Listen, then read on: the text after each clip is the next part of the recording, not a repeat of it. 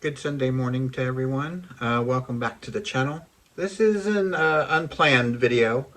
I wasn't expecting this item to arrive. I had pre-ordered it, I don't know, a month, definitely over a month ago, maybe a couple months ago, and suddenly it shipped. And so I wanted to talk about it because I think a lot of people skipped this one, and I wanted to let you know my thoughts on it.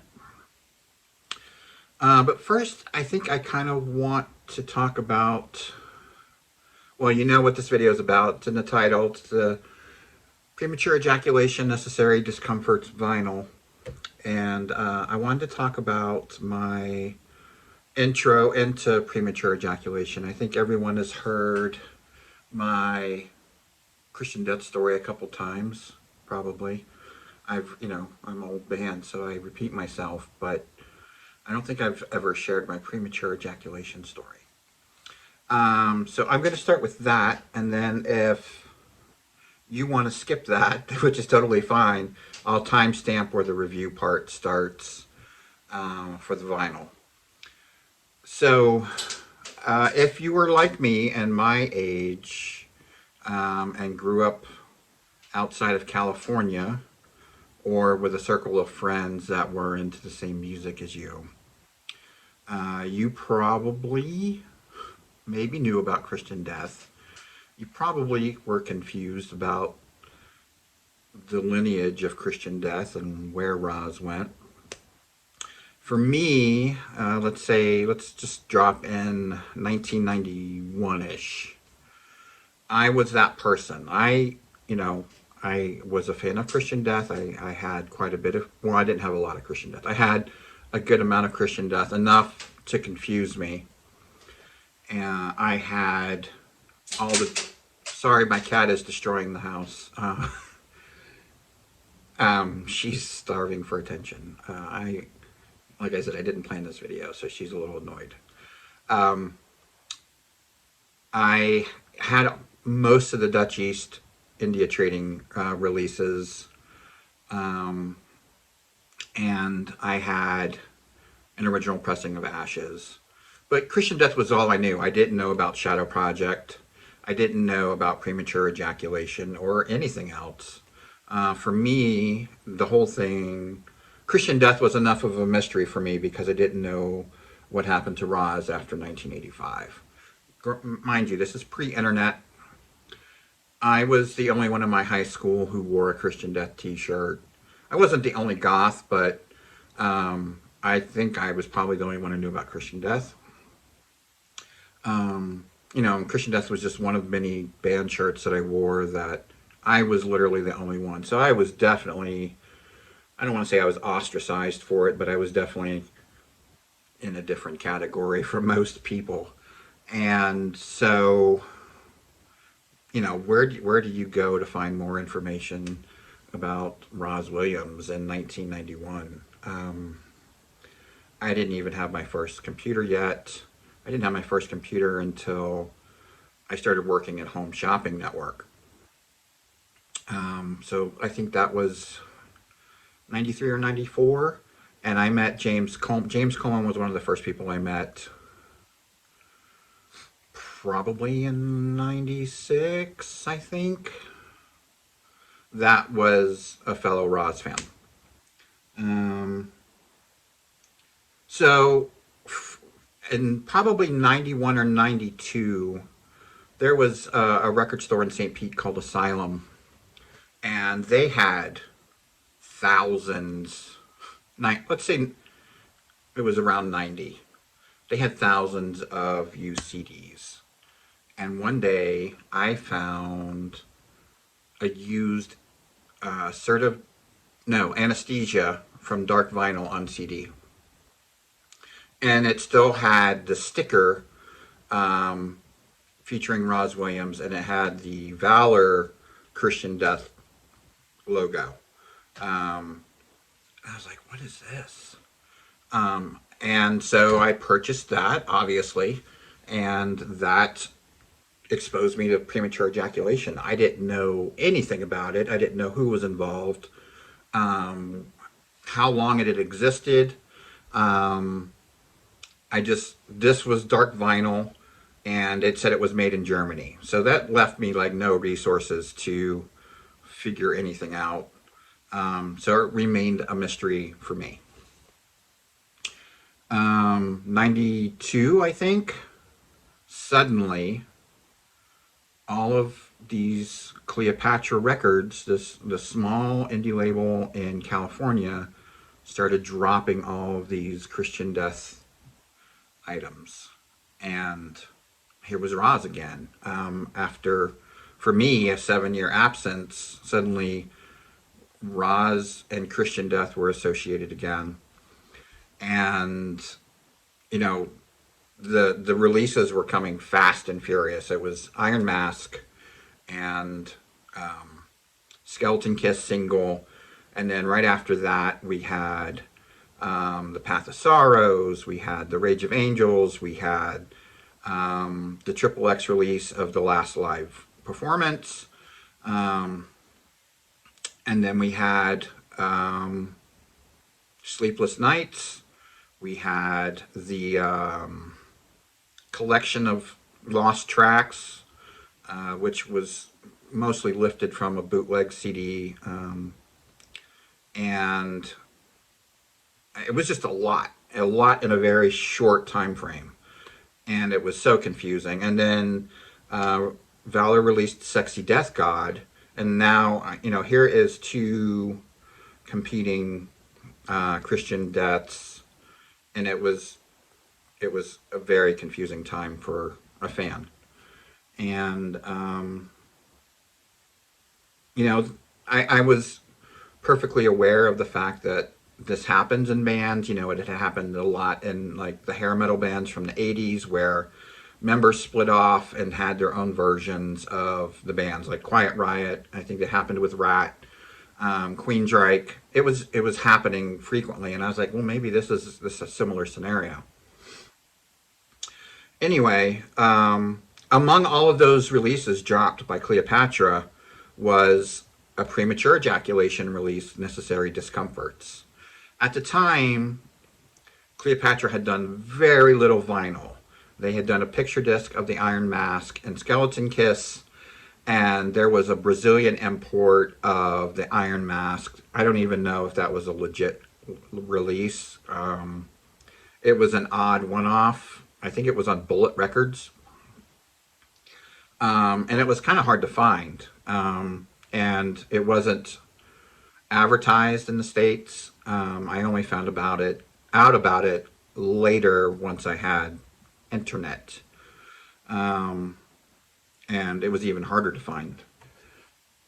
With that said, their focus was on CDs and cassettes, and they did very little vinyl. Maybe a couple years after Roz died, Cleopatra, for all intents and purposes, from my perspective, they ceased operations.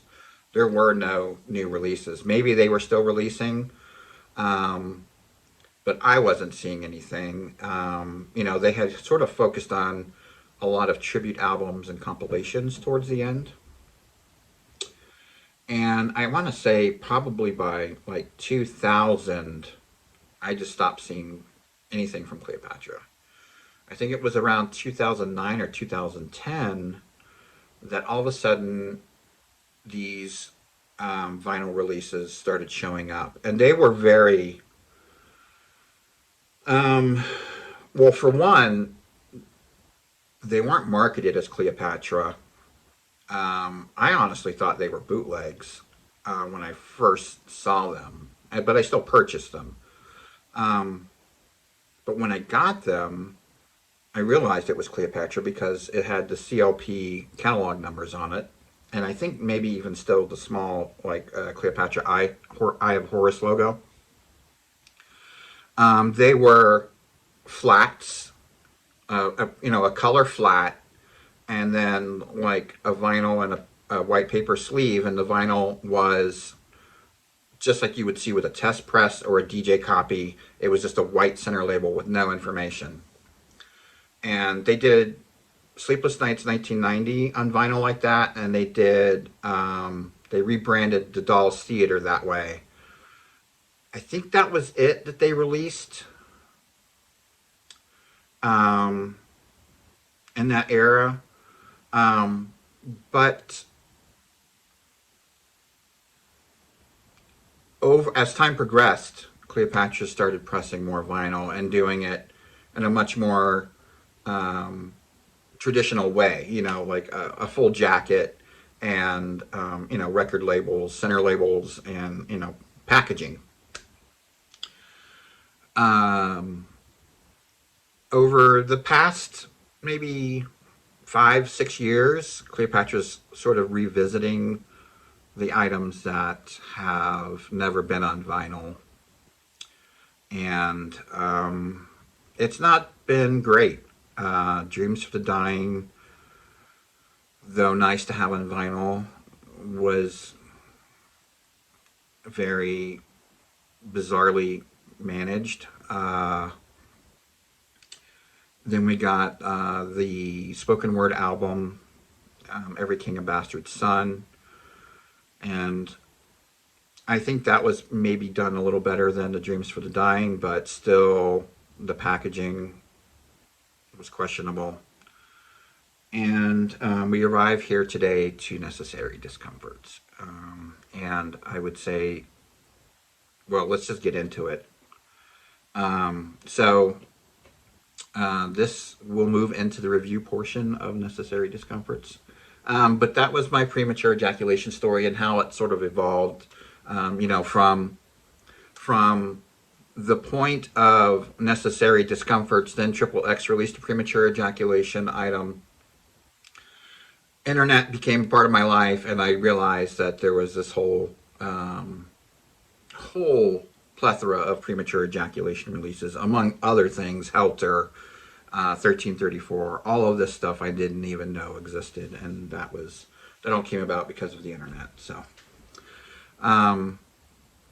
if you are somebody that's in the dark or was in the dark like me, don't feel bad, don't feel guilty about that. You know, how do these people have all this material that is impossible to find now?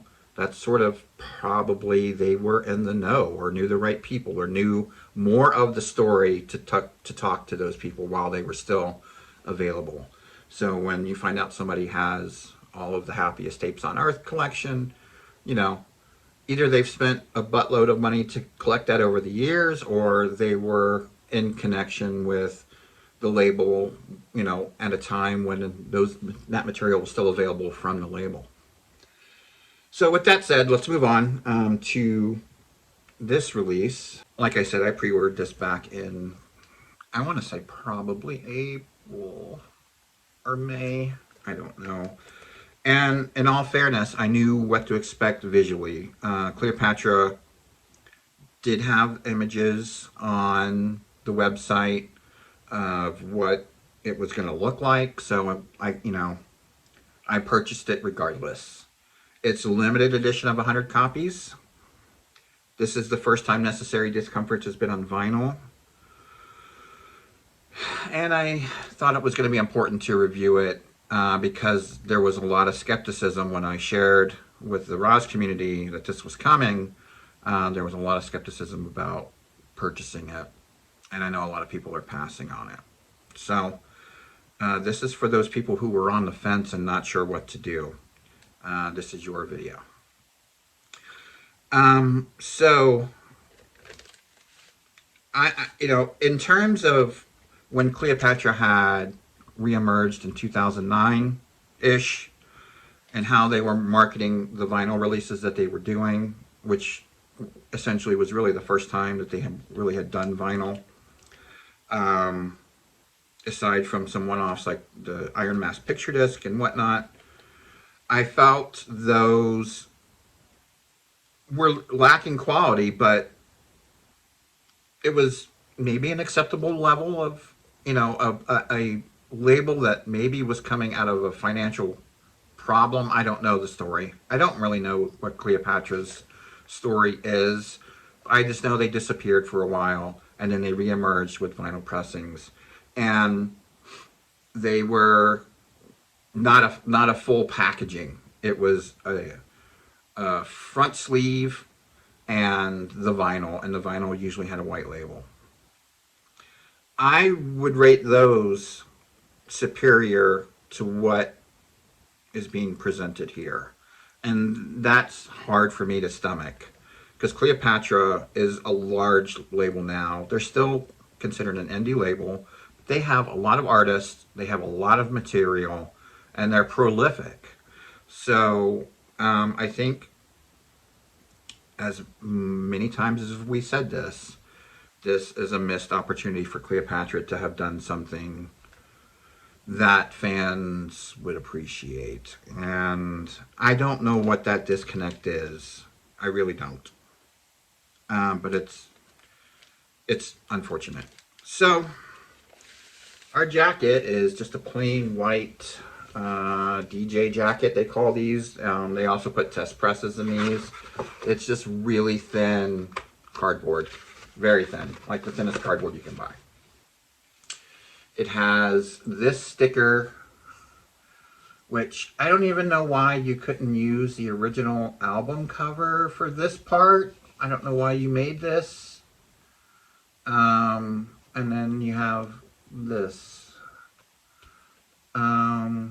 So it's just a sticker, and that's your identifier as to what this is. I don't even see Cleopatra's logo or anything on it. There is nothing that identifies this as a Cleopatra release. Not even a stamp. They don't even, like, maybe buy yourself a rubber stamp. You know, you can get one custom made on Etsy for like 30 bucks. Stamp something if you're gonna do this. So that's the jacket. And then it comes with this piece of vellum. It is vellum. And this AI generated image of Roz with some zombies. Because that's fitting for what you think of when you listen to Premature Ejaculation. Limited edition. They did this Art Nouveau border. Pulled off the internet because it is very pixely. Get the album title and the song list, and at the bottom it says all songs arranged and performed by Roz Williams and Chuck Collazon, and then in quotes it says we are all victims of our own crimes. Still nothing on here, again, to identify this as a Cleopatra release, and maybe maybe that was on purpose. I wouldn't want to be associated with this. But, so there's that piece of vellum. It is see-through, in case you couldn't pick that up. So, cool. My first piece of vellum, I think, with a record. And then here is our vinyl.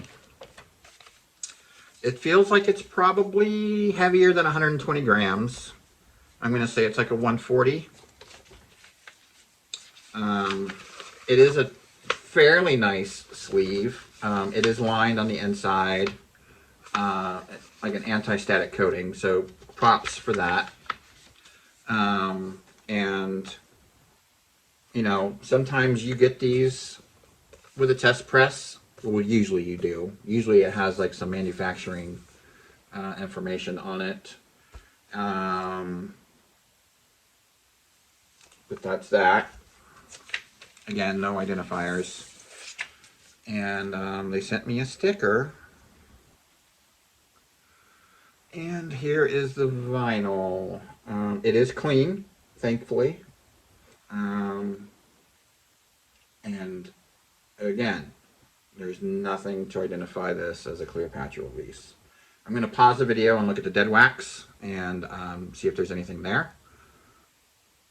So there is nothing in the dead wax that would identify this as a Cleopatra record either, which is surprising because usually they put their CLP in the dead wax. There is a number, manufacturer's number, V129 E384, and then it looks like a JM. So that was probably the person that made the master. The original copies are made. I haven't played it yet.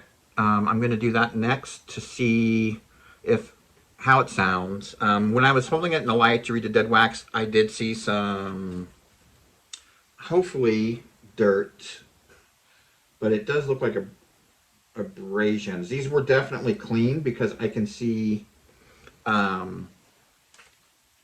like swirls. So, I mean, that I do appreciate the fact that the manufacturer cleaned these before packaging them. But I don't know what they used because it left swirl marks. And I think it's dust that I'm seeing deep in the grooves. And I do have a fingerprint in the dead wax, which is annoying. So I'm going to play this, see how it sounds, and also verify that I know for sure that the hidden track isn't on here. I'm also going to determine how it sounds. I'm hoping it at least sounds good to give this some kind of saving grace, besides the fact that it's the first time on vinyl. So let me get that set up and I'll be right back with you.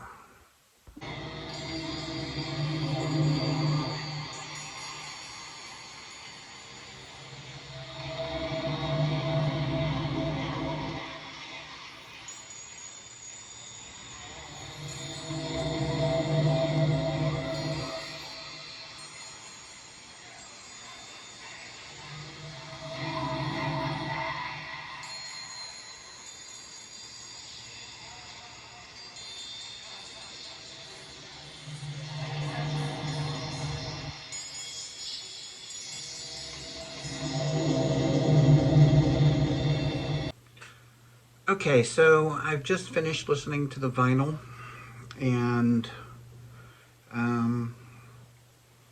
it's really well done. There was a few pops, mostly on digitalis, but not many, and they're light. And if I had cleaned the record myself, maybe those would have gone away. The mastering of this is so well done. I kind of hate saying that, given the quality of the packaging. But whoever JM is, they did an incredible job mastering this vinyl. And I hate to say this as well, I almost prefer this version to the CD version. It has, it just sounds more robust and nuanced. And the CD for me, even though it's probably one of my favorite Premature Ejaculations, it's releases, it's at least in the top 3 for me. It always sounded a little flat, but this is not. This is very robust, and the split channeling with sounds coming out of one speaker and sounds coming out of the other speaker, it's so well done. It's I hate it. I hate the fact that it's so good.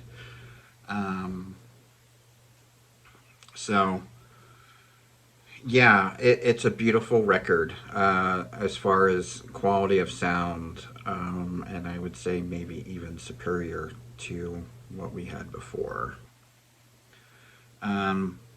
It is the 6 tracks, and but having said that, each track, with the exception of Digitalis, is shorter, at least in my CD durations. And I haven't compared each track to the CD version, um, but I find that suspect. Um, there certainly wasn't a minute of silence between each track on the CD. Hands of God is about 30 seconds shorter than it should be. Obviously, there's a duration of time on each side of the vinyl that you are limited to. How you compensate for that is if you record the record at 45 RPM instead of 33 and a third, you can squeeze more in. You lose some quality, but that's what you do. And they chose not to do that.